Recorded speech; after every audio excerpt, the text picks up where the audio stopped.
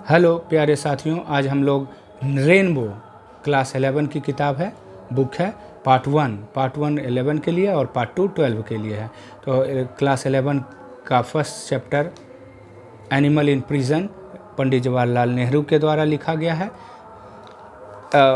आइए हम लोग सबसे पहले ब्रीफली पंडित जवाहरलाल नेहरू के बारे में जान लेते हैं। जैसा कि प्यारे बच्चों आप लोग जानते हैं, पंडित जवाहरलाल नेहरू भारत के पहले प्रधानमंत्री थे और वो आप लोग जानते ही हैं कि बच्चों के बीच में बहुत ही लोकप्रिय थे। बच्चे उन्हें प्यार से चाचा नेहरू भी कहते हैं। अब थोड़ा टेक्स्ट के रूप में थोड़ा सा पढ़ लेते हैं। जवाहरलाल नेहरू 1964 ये उनका लाइफ स्पेन था। India's first prime minister was popular among children as Chacha Nehru. उन्हें बच्चे प्यार से चाचा नेहरू कहते हैं या कहते थे। He was a man of rare sensitivity, educated at Harrow Cambridge University. He became a barrister, जैसा कि आप लोग जानते हैं वकील को कहते हैं। वो after studying natural sciences and law return to India 1921। वो भारत लौटे 1921 में, 1921 में लौटे। वो पंडित जवाहरलाल नेहरू गांधी जी के द्वारा बहुत ही प्रभावित थे और उन्हीं के कहने पर उन्होंने इंडियन पॉलिटिक्स ज्वाइन किया। Soon emerged as a leader of country's youth, और वो नौजवानों के बीच में बहुत ही लोकप्रिय नेता कहलाए। और एक लोकप्रिय नेता के अतिरिक्त वो एक अच्छे लेखक भी थे, एक अच्छे दृष्टा भी थे। उनकी कुछ किताबें हैं। An autobiography, the discovery of India, glimpses of world history, letters from a father to his daughter are remarkable and rare vigour and beauty. ये बहुत ही सुंदर किताबें हैं। अब आइए जिस चैप्टर को हम लोग करने जा रहे हैं, ये chapter the following extract had been taken from an autobiography. उनकी जो ये किताब है ऑटोबायोग्राफी, उसी से लिया गया। इस ऑटोबायोग्राफी में नेहरू जी बताते हैं कि उनको जानवरों के प्रति, उनको एनिमल्स के प्रति, उनको इंसेक्ट के प्रति कितना इंटरेस्ट था, कितना लगाव था। वो इस एक्सट्रैक्ट में हम लोग जान पाते हैं कि नेहरू जी को एनिमल्स और इंसेक्ट के प्रति बहुत ही लगाव था। वो उन्हें बहुत ही जानवरों से प्रेम था। वो उनको मारना नहीं और नुकसान नहीं पहुंचाना चाह रहे थे। अब ये एक्सट्रैक्ट ये हमें बताता है, फर्स्ट पैराग्राफ शुरू होता है। टोटल इसमें प्यारे साथियों जानते हैं कि इसमें देखेंगे कि टोटल 23 पैराग्राफ है टोटल। उसमें से फर्स्ट पैराग्राफ में हम लोग देखते हैं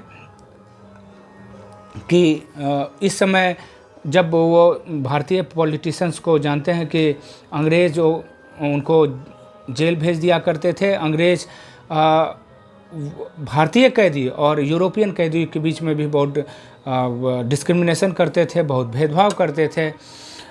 और उनके लिए इस चैप्टर में हम देखते हैं कि भारतीयों के लिए अलग जेल था। भारतीय जो पॉलिटिशियंस थे, अगर उनको गिरफ्तार किया जाता था, उनको अलग जेल में रखा जाता था। जो यूरोपियन थे, उनके लिए अलग लॉकअप था। इस चैप्टर में हम लोग देख पाते हैं, जान पाते हैं। आप जैसा कि जानते ही हैं कि हम लोग यूरोपियन जो हम लोगों के बीच में काले और गोरों का इतना अंतर, इतना भेद कर दिया था कि वो हमसे बिल्कुल ही नफ़रत करते थे। अफ्रीका की कहानी आप लोग दक्षिण अफ्रीका, साउथ अफ्रीका की जानते ही हैं। गांधी जी वहाँ गए और अफ्रीकन को उनको समानता और आज़ादी दिलवाई, उनके लिए लड़े। तो इस तरह से देखते हैं कि अंग्रेज़ों के समय में काले और गोरों के बीच में बहुत ही लंबी खाई थी, बहुत ही गहरी खाई थी। इस चैप्टर 1 में हम लोग देखते हैं कि आइए पढ़ते हैं paragraph 5। Spring was very pleasant in Dehradun. Dehradun का जो स्प्रिंग का समय था, स्प्रिंग जिसको कहते हैं वसंत ऋतु, बहुत ही अच्छा था। जब विंटर आता था, विंटर के समय वहाँ के पेड़, देहरादून की बात ये कर रहे हैं, उस समय पेड़ की पूरी पत्तियां झड़ जाती थी एकदम, बिल्कुल ही। जब जानते हैं कि पत्तियां पेड़ से लगी होती है तो बहुत ही सुंदर लगता है, और पत्तियां जब झड़ जाती है तो वो सुंदर नहीं लगता, बिल्कुल नेकेड लगता था। Gaunt and cheerless as they stood there, एकदम बिल्कुल ही ख़राब दिखता है पत्तियों के बिना, और जब पत्ते रहते हैं, हरी पत्तियां जब रहती है तो बहुत ही सुंदर लगता है। आइए संक्षेप में मैं आप लोगों को बताता हूँ। चैप्टर 1 की बात है, पैराग्राफ 6। नेहरू जी जानते हैं आप लोग कि उनके पिता पंडित नेहरू के पिता जो मोतीलाल नेहरू थे, एक बहुत ही जाने माने उनके पिता मोतीलाल नेहरू वकील थे, और एक ये संपन्न परिवार में इनका जन्म हुआ। वो अपने जीवन में कभी भी पंडित नेहरू बहुत सी चीज़ों को उन्होंने नहीं देखा।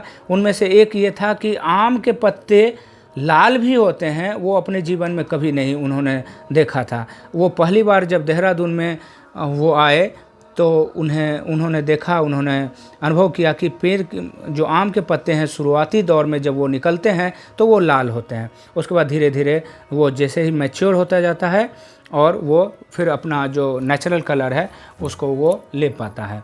प्यारे साथियों, पैराग्राफ 7 में हम लोग देखते हैं कि मानसून जब आता है, मानसून के आने से गर्मी थोड़ी सी कम हो जाती है। मानसून चूँकि वर्षा के साथ आता है तो गर्मी थोड़ी कम लगती है। और इस तरह से पैराग्राफ 8 में हम लोग देखते हैं, 8 और 9 में, कि ये 24 दिसंबर 1932 की 1932 की बात है कि ये क्रिसमस का समय था, और उस समय उन्होंने पहली बार देहरादून देखा कि बिल्कुल बर्फ़ से बिल्कुल कवर्ड था, स्नो कवर्ड माउंटेन, एकदम बिल्कुल चांदी की तरह पूरा देहरादून दिखता था। और वो इसी क्रम में बताते हैं, नेहरू जी बताते जाते हैं कि स्वाभाविक है, जैसा कि हम लोग जानते हैं कि कैदियों को कोई जेल में सुविधा मिलती नहीं है, तो मॉस्क्यूटो और बेडबग जिसको खटमल कहते हैं, उनसे भी इनको हमेशा सामना करना पड़ता था। एक बार ऐसा हुआ कि बिरनी, जिसको कहते हैं पीला वाला जो इंसेक्ट होता है, वो थोड़ा काट लेता है, काटने पर बहुत जलन होता है, वस्प कहते हैं, एक बार उनको काट लिया। काटने के बाद उन्होंने सोचा कि पूरी उसकी प्रजाति को ही एक्सटर्मिनेट कर दे, समाप्त कर दे, लेकिन जो वो पीले कलर का जो इंसेक्ट होता था, जिसको बिरनी भी कहते हैं, अलग अलग जगह में अलग अलग भी नाम से बोला जाता होगा, तो वो अपने बचाव में, अपने घर के बचाव में पूरी की पूरी प्रजाति वो बचाने के लिए आ गई। और इतना ऐसा हुआ कि नेहरू जी चाहते थे कि वो समाप्त कर दें, लेकिन वो ऐसा नहीं कर पाए।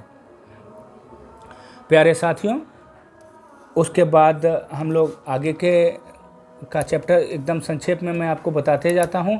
बैट्स, नेहरू जी बोलते हैं बैट्स जिसको चमगादड़ कहते हैं, चमगादड़ उन्हें बिल्कुल ही पसंद नहीं था।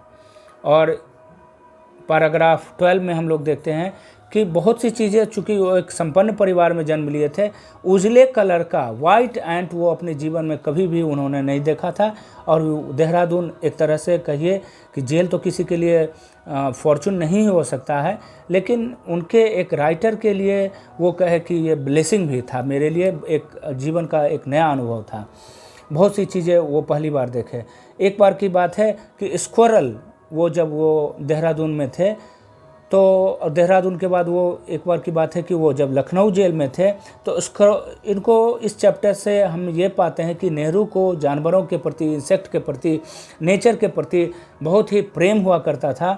तो एक बार ऐसा था कि गिलहरी से उनकी काफ़ी नज़दीकी या काफ़ी दोस्ती हो गई थी, और वो उनके घुटने पर आकर के बैठ जाता था और चारों तरफ उन्हें देखते रहता था। चैप्टर उसके बाद पैराग्राफ 14 में हम लोग देखते हैं कि वो हमें बताते हैं कि पिजन्स भी उनके देहरादून के जेल में काफ़ी मात्रा में था। जब वो बताते हैं कि जब वो अल्मोड़ा के जेल में थे तो वहाँ पिजन्स, जिसको हम लोग कबूतर बोलते हैं, वो भी भारी मात्रा में वहाँ थे। उसके बाद नेहरू जी हमें बताते हैं कि जब वो नैनी जेल में थे, तो नैनी जेल में रहते हुए उन्होंने बहुत से पैरोट, जिसको तोता आप लोग कहते हैं, वो भी वहाँ देखा। और वो एक तोता, जैसा कि आप लोग चित्र में भी देख पा रहे हैं तो चिड़ियाँ आपस में एक दूसरे के चोंच में चोंच डाल करके अपने बच्चों को भी खिलाते हैं, कलरव करते हैं। नेहरू जी इस तरह से वो उनका जानवरों के प्रति, पशु पक्षियों के प्रति कितना इंटरेस्ट था वो हमें बताते जाते हैं। एक बार वो कोयल की भी आवाज़ वो सुने, बहुत सुंदर उनको लग रहा था। ये इस चैप्टर्स में हमें बताते हैं। एक बार पैराग्राफ 17 में हम लोग देख पा रहे हैं कि नेहरू जी हमें बताते हैं कि एक बार की बात है, बंदर का एक बच्चा जो है अपने कॉलोनी से, there was a large colony of monkeys, जब वो बरेली जेल में थे तब गिलहरियों का एक बच्चा, गिलहरियों के झुंड में से एक बच्चा वो गिर पड़ा और उसी में से कैदी और वार्डन की सहायता से, जो देखभाल करने का होता है जेल में वार्डर, वो दोनों मिलकर के उस बंदर के बच्चे को पकड़ लिया, उसके चारों तरफ एक स्ट्रिंग, धागे से बांध दिया या रस्सी से बांध दिया। इतने में क्या हुआ, संभवतः नेहरू जी बताते हैं कि बंदर का वो पेरेंट्स ही होगा, आया और जितने भी जेल में जो बंदर के चारों तरफ जो लोग घेरे हुए थे उन सब पर आक्रमण कर दिया। और इस तरह ऐसा हुआ कि सब लोग टेरिफाइड होकर के, डर करके भाग गए। और अंत में वो इस तरह से देखते हैं कि वो अपने बच्चों को बचा पाता है। 18 में हम लोग देखते हैं, बताते हैं नेहरू जी पैराग्राफ 18 में कि स्कॉर्पियंस भी उनको बहुत मिला, लेकिन वो कभी, नेहरू बताते हैं कि वो कभी उन्हें काटा नहीं। चैप्टर इसी तरह से पैराग्राफ 19 में नेहरू जी बताते हैं कि उनके जेल में, जब वो जेल में रहते थे तो स्नेक्स भी रहता था और स्नेक्स की चर्चा एक बार प्रेस में भी छप गई। तो इस तरह से देखते हैं, हम लोग पाते हैं कि जेल का जीवन कोई आराम नहीं होता है, जैसा कि लोग डरते भी हैं कि जेल जाने से। तो इस तरह से हम लोग पाते हैं कि ये पूरा चैप्टर हमें बताता है, एनिमल इन प्रिजन, कि नेहरू जी को जानवरों के प्रति कितना लगाव था, कितना प्रेम था। और इस तरह से हम पैराग्राफ 23 के बीच में और 22 की बातें एकदम संक्षेप में मैं आप लोगों को बता दूं कि हमें नेहरू जी बताते हैं कि जेल में कुत्तों का पालना मना था। तो एक बार की बात है कि एक अंग्रेज़ ऑफिसर थे, वो कुत्ता पाल रहे थे। उसी में से जब वो उनका ट्रांसफ़र हो गया तो इनको उस कुत्ते को पालने लगे। फिर भी ऐसा मान्यता है कि कुत्तों को जेल में अलाउड नहीं है पालना। नेहरू जी बताते हैं कि वर्शिप एंड काइंडनेस, एक साथ साथ दयालुता और कि जानवरों के प्रति प्रेम, दोनों एक साथ नहीं हो सकता है। उन्होंने इस चैप्टर में बताते हैं कि अलग अलग देशों में different countries have adopted different animals as a symbol of their ambition और character. The eagle of United States, हर एक कंट्री का अपना एक सिंबल होता है पशु पक्षियों का। ईगल यूनाइटेड स्टेट्स में बहुत ही उसका सिंबल है, यूनाइटेड स्टेट्स का। जर्मनी का लायन है, बुलडॉग इंग्लैंड का है, फाइटिंग रॉक फ्रांस का है, और इस तरह से बेयर ओल्ड रसा का है। तो उन्होंने कहा कि बहुत जानवरों के प्रति मानव का प्रेम बहुत ही पुराना है, लेकिन इस तरह से इस चैप्टर में हम लोग पाते हैं कि नेहरू जी बताते हैं कि प्रेम और वर्शिप दोनों एक साथ नहीं हो सकता। अगर आप जानवरों के प्रति आपको प्रेम है तो उन्हें भरपूर उनके साथ आपका ट्रीटमेंट अच्छा होना चाहिए, भरपूर प्रेम करना चाहिए। इस तरह से प्यारे साथियों, अब ये संक्षेप में आप लोगों को ये मैं बता रहा हूँ कि ये इस चैप्टर एनिमल इन प्रिजन का ये समरी था।